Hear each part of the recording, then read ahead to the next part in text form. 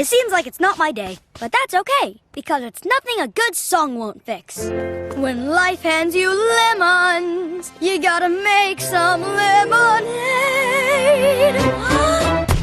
At one point in my life, I felt like life was just handing me a lot of lemons and I didn't know what to do with them, but we're gonna use one today to make some lemon blueberry muffins.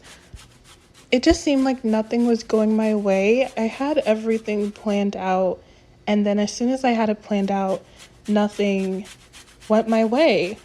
It has been a while since I posted on here. When I do continue to post on here, I will make sure that I will show what I am watching, and this time it was Kim's Convenience. I usually watch something while I'm baking just to get out of my head a little bit, especially when I'm baking something that I've baked multiple times already. Back to what I was saying, nothing seemed to be going my way, and I definitely don't want to get too much into it, but it is one of the reasons why I haven't posted on here. It kind of felt like I couldn't control a lot of the things that I was going through, which I realized after a while that I was wrong about that. It just looked uncontrollable because of all the things that I was going through. It really can be hard to see the light in certain situations, and I've just had to work my way around what I was going through and working with what I had in order to make it work for me. Obviously, I couldn't control everything, but the things that I could control, it made me feel a little better that I was able to at least try to do something about it. And even if it didn't work, I can at least say I tried. This is definitely something that's easier said than done. I think for the most part, a lot of us, the first thing that we think when we're going through a certain situation is, why is this happening to me? Not, let's find a solution to the situation or let's see if it's controllable or not. And I think for me, this has been an issue since I was growing up.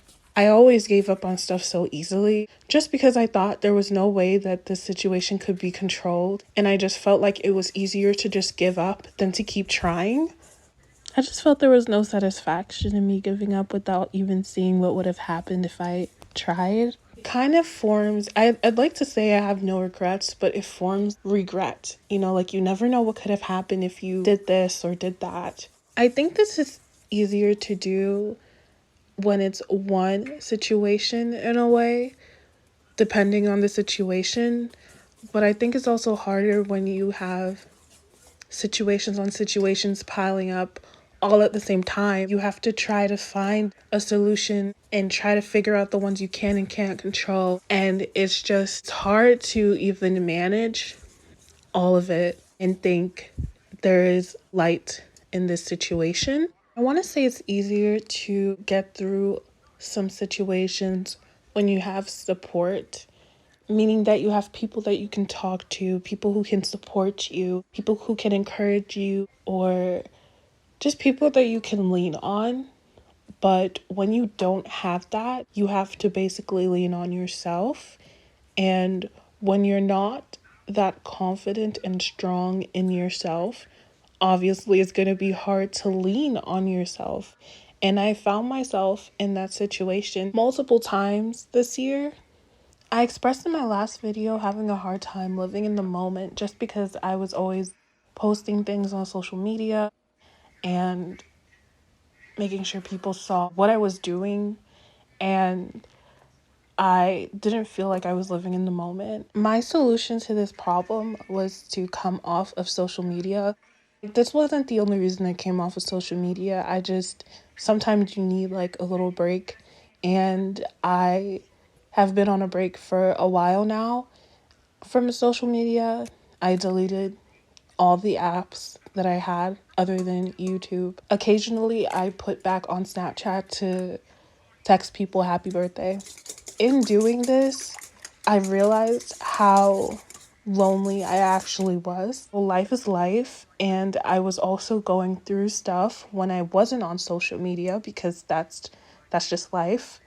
And I guess social media, I had it as a crutch to go back on and to just like distract myself. It can also be a very toxic distraction, but I did use social media to distract myself. I also communicated with people through social media, like through Snapchat. Long story short, I kind of knew that once I deleted Snapchat, I'd probably not talk to anyone, because staying on Snapchat made me keep relationships, because I would always, communicate with people first. But I knew that I probably wasn't going to get that energy reciprocated if I came off of Snapchat, even if they had my number. And I was correct. And for the most part, none of the people that I thought would be there for me were there for me through all the lemons life was throwing at me. At this point, it was almost 4 a.m, so I was really tired and I just wanted to rush and finish this. Sometimes you learn through social media what are real friendships and what are friendships that are just there because you have social media. And I realized by deleting it that I didn't really have friendships like I thought I did. And that's something that I'll discuss more in another video. But the point is, I've been trying to figure out what to do with all the lemons being thrown at me by myself. And what can you really do with lemons but to just make lemonade or muffins? What does a winner do when life gives him lemons? Make lemonade? No. He squeezes them right back into life's eyes! Really? All right.